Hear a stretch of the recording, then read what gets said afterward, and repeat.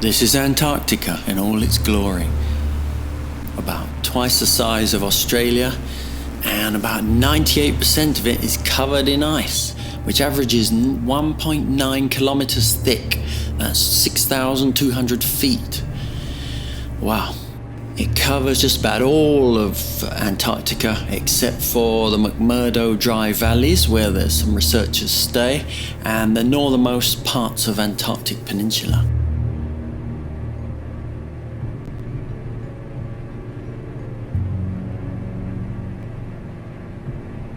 This is the Antarctic Peninsula here.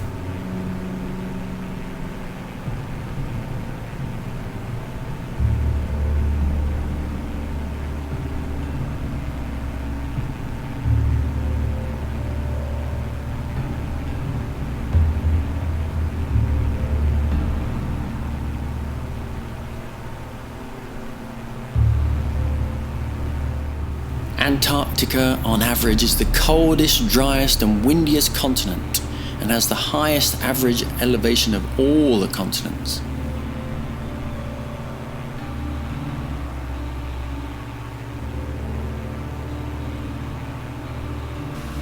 It's a polar desert, most of it,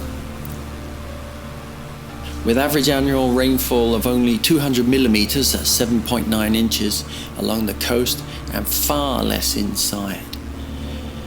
Yet, 80% of the world's freshwater reserves are stored there, enough to raise global sea levels by about 60 meters, 200 feet, if all of it were to melt.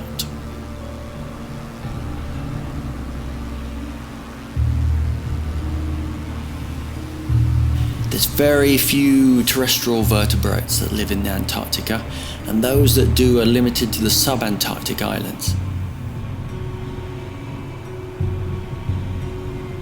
Antarctica is a desert, it really is. Look at this in every way. It's a white, frozen desert, absolutely stunningly beautiful, and expands, a great expanse of snow and ice. Not what we would traditionally think of, or certainly me, as a desert. I tried to get some good sand dunes, but couldn't really see it. Tried Morocco, Tunisia, and Namibia. Please like, subscribe and comment and help this channel grow. It would be much appreciated. Thanks.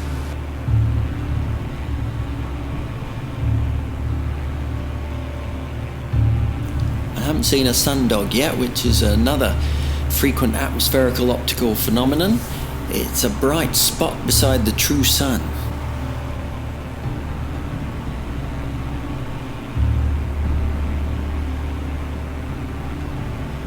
I haven't seen the southern lights yet. I always try and keep live weather on as much as possible. The only time I don't have live weather on is if the cloud cover's got ridiculous and I can't see anything. But I want to give as much of a feel for it as possible. And I'm a bit of a nerd, let's face it. So I haven't seen the Aurora Australis, commonly known as the Southern Lights, which is a glow in the night sky near the South Pole, created by the plasma-full solar winds that pass by the Earth.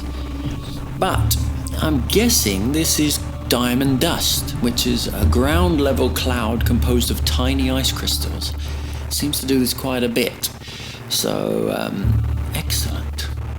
It generally forms under otherwise clear or nearly clear skies, so people also refer to it as clear sky precipitation.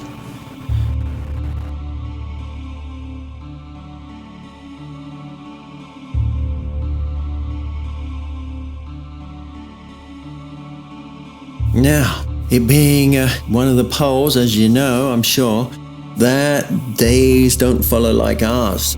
I've put the live weather on, but I've had to go via months by months to try and get the sunshine.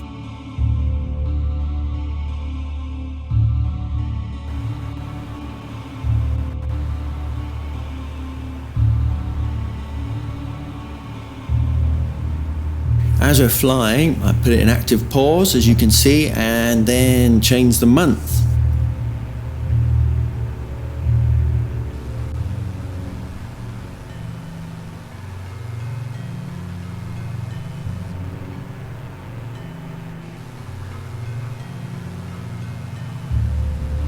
So the available light is different, obviously month by month, and that's pretty much throughout the day on each one. There's some species of marine animals, and they rely directly or indirectly mostly on the phytoplankton. Antarctic sea life includes penguins, blue whales, orcas, colossal squids, and fur seals. But no people. Antarctica has no indigenous population. According to Maori oral history from New Zealand, Huete Rangiora, also known as Witi Rangiora, probably said those wrong, and his crew explored Antarctic waters in the early 17th century on the vessel Te o Atea. Accounts name the area Te Tai Oka Apia, which describes a frozen ocean, an arrowroot which resembles fresh snow when scraped. Other than that, it was the last region on Earth to be discovered. Likely unseen until 1820, when the Russian expedition of Fabian Gottlieb von Bellinghausen and Mikhail Lazarev on Vostok and Mirny sighted the Fimbul ice shelf. This is it. This is certainly the first bit seen by Westerners.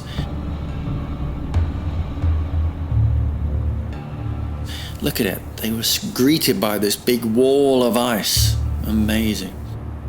I've flown it down here so we get a view like they would have. It's not just that I'm a terrible pilot.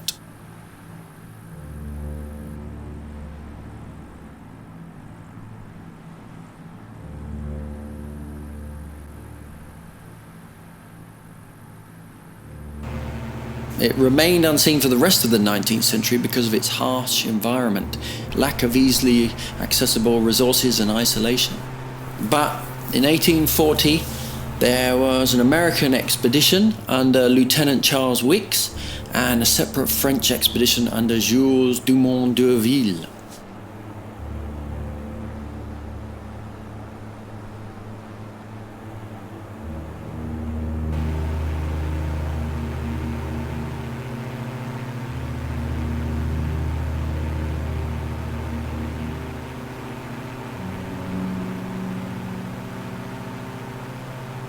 Hope you liked it. Very chill, a boom one today. A very chill Wanderlust Wednesday. Just let the magnificence of the place show.